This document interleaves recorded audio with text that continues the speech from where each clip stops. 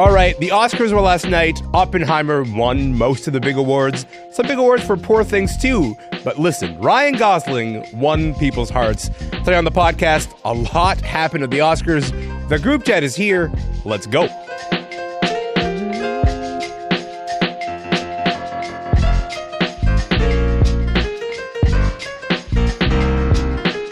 I'm Elamin Abdul Mahmoud, and this is Commotion. Look, I've said it before on the show. I'll say it again. The movies are back. The movies are so back, and I'm delighted. Welcome back to the movies. Okay, the Oscars took place last night. I'm not going to lie. I had a good time watching the show. The group chat is here. We're going to talk about the big wins, the big losses, the surprises that we have. We've got entertainment journalist Eli Glasner is here. Rachel Ho is here. Johnnie Jae is here. Good morning, everybody. How's everyone feeling? Hello. Morning. A little tired. I can imagine. I mean, like, I have to imagine Eli, who's, by the way, we should tell people listening at home, is still in last night's tux, which is a great look for you, Eli, because Eli not only lost 3 hours to the time zones, but an additional hour for daylight savings time. So I don't even know what time it is in your body at the moment, Eli, but I appreciate you being awake right now. You know, this is great. The tux is the only thing kind of keeping me together. I'm not trying to, it's gonna elevate my performance because, part of my brain is already done. No, listen, this is like when Batman puts on the suit, you know what I mean? It changes the entire vibe of the energy. So I'm glad, stay in that tux as long as we're having this conversation, pal. Okay, I think the place to start is here. I'm just kidding. Anywhere else I'd be taken. Is it my destiny to live a life of love for I'm just kidding. Even knowing that it is coming, I was on my feet in my house watching this performance. That is Ryan Gosling making the nation proud, performing I'm Just Ken from the Barbie movie. Eli, you're in LA. You were covering the Oscars. Yes. What was it like in the room when Ryan Gosling comes out with I'm Just Ken? Relief, excitement, exhilaration. Our own Kathleen Newman-Bremang, she was there inside the Dolby Theater, talked about people rushing back to their seats because the Ken was coming. Yes. And you didn't, even before he began, I think, because, I thought the Oscars was all right, but there was so much build-up. And I've heard from various people as I've been here covering the Academy Awards.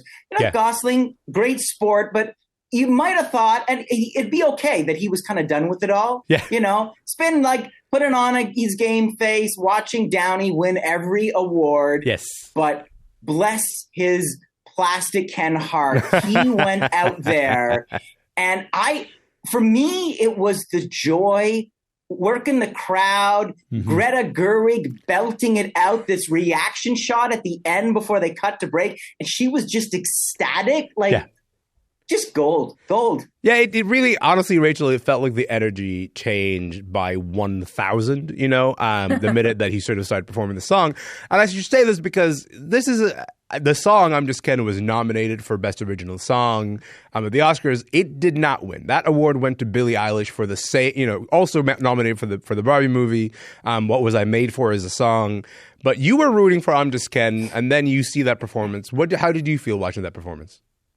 It was amazing. It was such a perfectly timed production as well, to put it right at closer to the end. Yes. Because everything's leading up to it, we all know. Also, Billie Eilish's performance was really beautiful as well. We should probably say that. But I loved it. I loved the, gentlemen prefer diamonds. I loved all the references. Yeah. I liked having Margot in the front just at the beginning. I liked that he brought it over to Emma Stone at one point. Everything as a about La La it was Land throwback. Yes, 100%. Yeah, and we all know that they're buddies, so it was perfect. I thought it was absolutely. He delivered on something that I think had very high expectations. Yeah, I think the expectations of that song were because it was just one of the most memorable moments that you walk away from the Barbie movie, with, and then you end up in this place where, listen, What Was I Made For wins, Johnny, and that song is great. It is the first song, we should say, that won Best Original Song And also Song of the Year at the Grammys this century. The last song to do that was My Heart Will Go On, Celine Dion, so like 1999. So that's a really big deal. It's a really big deal. 25 years since this has happened. But the idea that Ryan Gosling comes along and just kind of steals the show from everybody. After everyone has performed, did it live up for you, Johnny, as like, you know, one of the moments that the whole arc of the evening was kind of leading up to? I was waiting for it. I mean, I was like, come on already. Give us this. Like, I want to see this. Like, I've been waiting for days for this performance. And, you know, he delivered. And I think a lot of people were really shocked. And I'm like, why? He's always been a triple threat. He was on the Mickey Mouse Club. Like, I grew up watching Ryan Gosling perform in the Mickey Mouse Club. Yeah. And, you know, so it's like to see him bring that energy to the stage, because you're not going to see any other celebrity do that. Yeah. You're not going to see Leonardo DiCaprio up there being able to pull that off, you know? No. Different vibe. They don't have that wattage of charisma. Our producer, Amelia, just sent me a tweet that said, Justin Timberlake better thank his lucky stars that Ryan Gosling chose acting as opposed to singing, because he could have absolutely dominated that particular career path. Johnny, that wasn't the only highlight of last night's ceremony. One of the other things that they brought back was that for the first time since 2009, the Oscars had these former acting award winners presenting the current nominees for each category. So instead of being like, the nominees are, and rolling tape, you know, you had individual actors, past actors who've won the award, come out and say something about one of the nominees. Did that work for you? Did that dynamic kind of add anything to the show? It was a little awkward, I thought, because you could really tell which entertainers really took that job seriously and made an effort. Yes. When it came to the best actress for the night, I actually have a video clip of my reaction because I was filming, you know, and I was cracking up afterwards because I was like, oh my God, I got it. Because when Jennifer Lawrence was the one to introduce Lily Gladstone, my reaction, and I'm sure across Indian country, was like, oh, damn. Because Jennifer Lawrence has been anti-Indigenous in the past. And her introduction for Lily, just no effort at all. It was like one of the most soulless introductions of the entire night. Like, she didn't even make an effort to even bring up any of Lily's past work or, you know, give her any real compliment. And just her expression was just like blank. And, you know, and it was kind of disappointing, especially because Lily lost. Sure. We're going to talk about that loss in just a moment, because I think there's a lot to talk about there. But like, one of the ones that stood out for me, Rachel, was Lupita Nyong'o introducing Dave Vine, Joey Randolph, who would go on to win the Best Supporting Actress. So I guess, like, as Johnny was saying there, like, some of them kind of worked. You know, Nicolas Cage doing an introduction was great, but then also Jennifer Lawrence kind of felt like she was just kind of delivering a speech. What about you, Rachel? What was your reaction to that dynamic?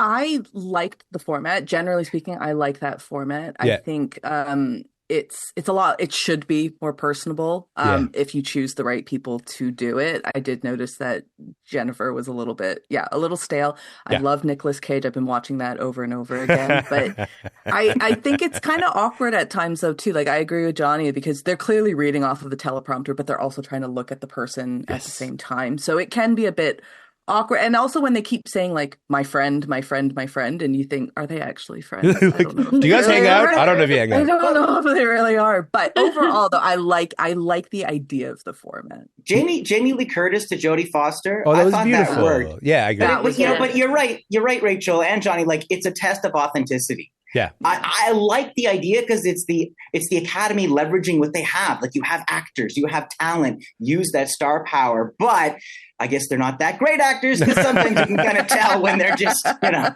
I would say, like, similarly, like the Rita Moreno introducing America Ferrera, like, that was like one of those like really lovely moments where I go, oh, this format can work. You know, at its best, it really works. But then also when you get someone who's like, yeah, this person's nominated, it really begins to kind of fall flat. Okay, we got to talk about the big winners. We got to talk about the big winners of the night. Eli Oppenheimer swept the major categories. Best Picture, Best Director, Best Actor in a Leading Role, Best Actor in a Supporting Role, and more.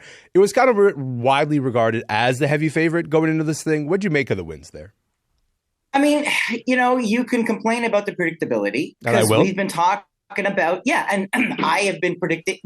So no surprises, but I think Nolan is a remarkable filmmaker. Yeah. I think this movie pushed him in a new direction to be more ambitious in his storytelling, to take on a story that was wide scope but intimate at the same time. And the way he put it all together, the way he used the explosion of the bomb as like the carrot just to get us in the theater, but then it's about a scientist wrestling with his conscience and like Congress so there's so many things, and then the practical effects to bring it all, like when Oppenheimer's looking at like atoms dancing, they're doing things in front of the camera so that you're seeing something like that. So I think sometimes Nolan is faulted for being a little too kind of cold and clinical, but there's so much brilliance there that I'm not going to complain. Cillian, the direction, the cinematography, even Robert Downey Jr. right as a performance.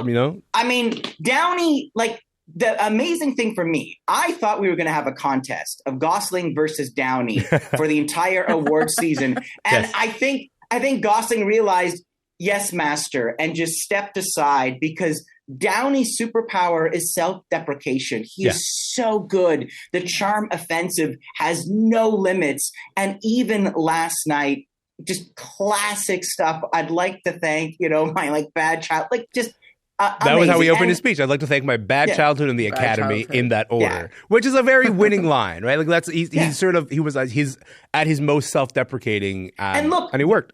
And that part showed us Downey at his best, using a bit of that charm, playing the politician, but in like a snake sort of way where first you're like, oh yeah, this guy's nice. And then you start to see the other facets. So I think you give also credit to Downey for, really growing and pushing himself.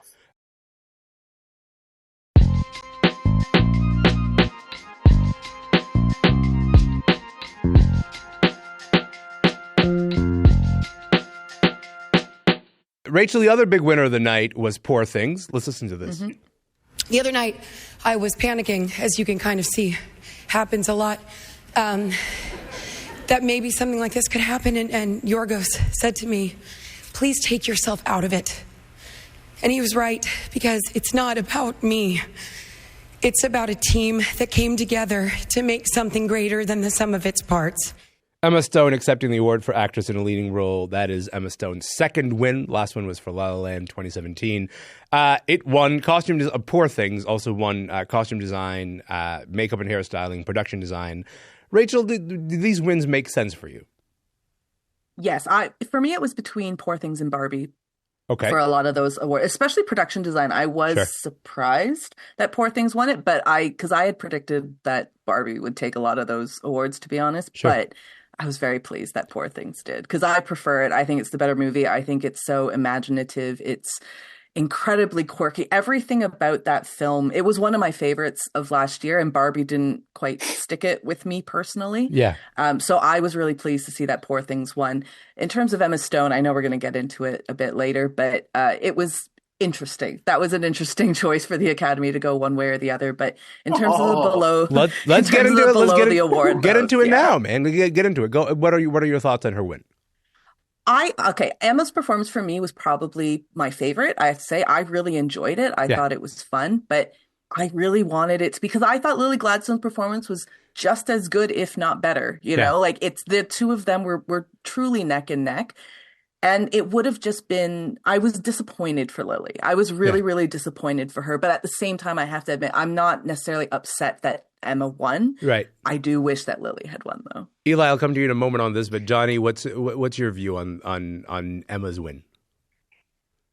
Well, being a disabled activist, I made it 15 minutes into Poor Things, and the ableism just had me. I checked out. And so I was a little disappointed, but also not surprised, because when it comes to ableism in the entertainment industry, it's always going to be rewarded. Mm-hmm. So Poor Things being a big winner, just much like what we saw with Forrest Gump, you know, it was kind of like, predictable, like we knew it was going to happen. But I was actually really glad because I love Emma Stone.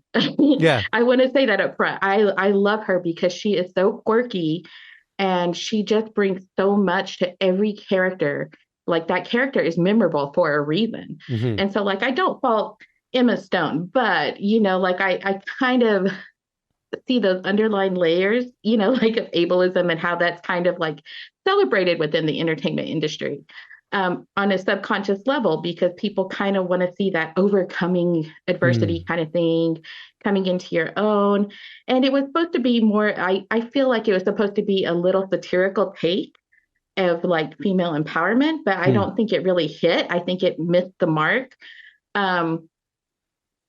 So, I was a little surprised, but, it was going to be a toss-up between Emma Stone and Lily. It's been that way this whole award season. Yeah. So you knew it was going to come down to one of them. But my hopes were just, with Lily. I mean, I woke up yesterday morning and I'm sure everybody else did. And we were already hitting Twitter. It would have made history because you would have been the first Native American woman to win the award, right? Yeah. Yes. And it would have been huge. But, I also kind of realized, the Oscars are always going to be really hit and miss when it comes to really appreciating people of color and what we bring to the entertainment industry. It's always been questionable. There's always been criticism, even with a lot of the other awards. Like I was a little shocked that some movies were kind of completely shut out. Barbie, for example, I think best original song, but no other real big awards. Exactly. And it should have been a contender. I felt kind of bad for Margot Robbie because I thought she was really good. Don't feel bad for her. She made $1 billion. She's going to be okay. She's good. She's going to make it through the night just fine. I still think that having the nomination would have been good because these were the heavy hitter films of last year, Well, I was going to say, like, Eli, the Emma win, I'm just picking up on what both Johnny and Rachel just said there. There's like, the Emma win was interesting because it was such a competitive race all award season between Lily Gladstone and Emma Stone. But also, like, to me, sort of felt like an indication of maybe some of the changing demographics of who votes on the Oscars, particularly because they've kind of opened up the pool to more international voters. And the BAFTAs went Emma Stone when you look at, and so where do we see this kind of changing pool of who gets to vote on the Oscars? Because to me, that's kind of where that win felt like it was coming from. But I don't know if that's the case. And the challenge is with Emma versus Lily in that Lily is a part of restraint. Lily's performance is so subtle and beautiful, and you cannot expect voters to always reward that kind of magnificent stillness.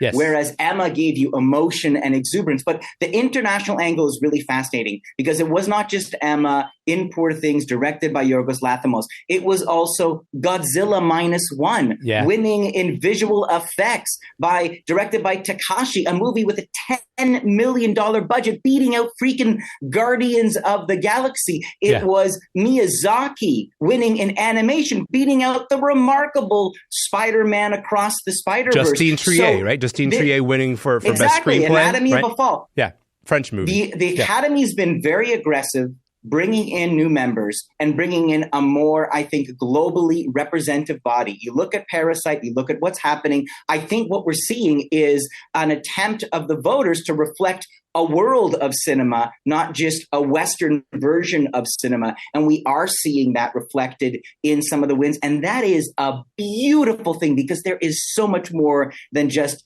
English language cinema. Yeah, I think I'm interested in how the Academy is changing, and I think like every once in a while you get some evidence of like, oh, this could be where this win is coming from. So I'm interested in this narrative. I think we'll have to check back on it in a few years because it obviously takes time to sort of cook. Look, last week on Commotion we talked a bit about what we've been hearing or not hearing during all the speeches during the award season. Eli, I want to play you this because this stood out to me last night. All our choices were made to reflect and confront us in the present, not to say, look what they did then, rather look what we do now. Right now, we stand here as men who refute their Jewishness and the Holocaust being hijacked by an occupation which has led to conflict for so many innocent people. Whether the victims of October the 7th in Israel or the ongoing attack on Gaza, all are victims of this dehumanization. How do we resist? That was a bit of Jonathan Glazer's acceptance speech. He's a Jewish director who won for Best International Film. He made the film The Zone of Interest, which is a film set in the Holocaust. He was the only person to directly mention the current ongoing Israel-Hamas war. Mm-hmm. What did you make of Jonathan Glazer's speech and the way that it was responded to? Look, this is a remarkable film about witnessing horror and the choice to speak out or to stay mute. And that choice and what happens when you witness horror happening in front of you is just as present today as it was then, which is what makes the film so timely. I am not surprised that Glazer took that moment. I'm surprised we didn't hear more of that at the show. And in fact, like here in Los Angeles, I mean, as we were reporting, there were protests just a few blocks away, and they were trying to carefully control them. And there was a pro-Palestine protest. People had to get out of their limos and kind of walk. And so they were very much trying to like keep all that turmoil out of the Oscars. But there is a tradition of activism in the Oscars. And I think there is a place for those kind of voices to be said in the show. And so I applaud Glazer. And you hear the reaction when he said it. And it wasn't awkward. People appreciated that. Yes. So I think that was a very powerful moment. Yeah, the most of the protests that we saw on stage were people who were wearing the little red pins that people might have noticed, and that's the pin for Artists for Ceasefire. But aside from that, no words directly on the stage except for Jonathan Glazer's speech. Okay, I also want to talk about, we don't have a lot of time left, but I want to talk about Cord Jefferson's speech. Cord Jefferson won Best Adapted Screenplay for his movie American Fiction. I want to play this clip. I understand that this is a risk-averse industry, but $200 million movies are also a risk, you know, and it doesn't always work out, but you take the risk anyway. And instead of making one $200 million movie, try making 20 $10 million movies. Rachel, pretty clear message there. What'd you make of what Cord was trying to say? I loved it. I think he's absolutely right, though, because if you look at the nominees, you look at their budgets, but you look at the movies that actually had an impact on people. Mm-hmm. At the same time, and the ones that are actually delivering, there is a difference. You don't need, Eli just brought up Godzilla -1. You don't need to spend $200-300 million on a film to actually hit it and to do it well. I mean, we just saw Argyle completely flop at the box office, and that was double the budget of Oppenheimer, which is I actually forgot that movie even existed. So thank you for bringing that up. I'm here to remind you about Argyle, you guys. Please. Argyle is a thing. Just wiped it from my brain. But he has such a point. And the thing is, his point of spreading out the wealth is going to help Black creators, going to help Asian creators, Indigenous creators, like Latin creators. And that is the point. Like, the point is to share the wealth amongst everyone, not just keep it to the Marvels, the DCs, the what have yous. Johnny, what Cord is referring to is this business model of investing $200 million to get $1 billion back, right? As opposed to investing $20 million only to get, I don't know, $35 million back, which feels like way less money than $800 million. So like there's this sort of superstructure in Hollywood that seems to be sort of incentivizing the idea of making these big movies that can then sort of make these big returns. But I think what Cord was trying to get at is that, like, artists don't necessarily need to work at that scale, and you are not in the, financial risk business. You're in the making art business, and he was sort of trying to remind them of that. What did you make of what Cord's comments were? I absolutely loved what he said because, as Indigenous creators, we're oftentimes left out of the funding opportunities. And people are very hesitant to invest in Indigenous creators or other BIPOC creators because we're seen as niche genres. And they don't think there's going to be a huge return. But when you look at the success of Indigenous and other BIPOC-led creative, American Fiction, look at that. That was a beautiful film. I just watched it before doing the show, and it's one of my favorites. Right? Lovely film. Yeah. And then you see what some of the shows have been able to do, like Reservation Dogs. Look at the success of that, and they had a shoestring budget. Yes. Rutherford Falls, and we've had other Native creatives who have done incredible movies that are beloved within Indian country. on shoestring budgets. But Yeah. if they had a bigger budget, imagine with the stories that could be told. 100%. Johnny, Rachel, Eli, I got to leave it there because we're just about out of time. But thank you so much for your time. Thank you for being here. This has been a delightful Oscars wrap up. Thank you.